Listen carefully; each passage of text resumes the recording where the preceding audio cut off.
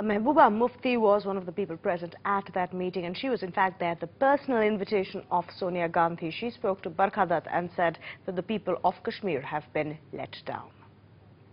But you know, Syed Ali Shah Gilani also made an appeal earlier for the protests to be non-violent. Would you at least concede that when there is arson on the streets, when police posts are burnt, for example, when cars are set ablaze, and I'm not at all justifying the civilian killings, 86 people are dead, and that is unforgivable. But at the same time, I'm asking you as a responsible political leader of the valley, should arson, should violence off the street also not be condemned? Yeah, definitely. Why not? But we need to understand these are the very people.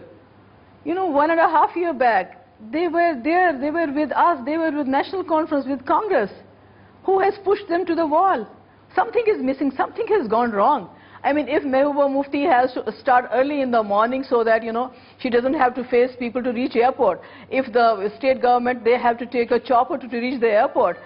We're not able to face the people. That is somewhere, we people.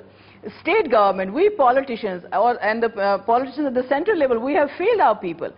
So we just can't tell them, oh, everything is going to be fine, we appeal you, just because we are not doing anything. We are not even released the boys who are behind the bars, and to top it all, every night there are crackdowns. We are taking new prisoners.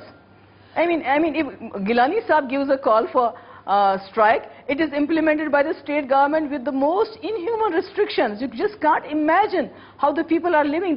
Who are dead, they are dead. But who are living, they are living in hell.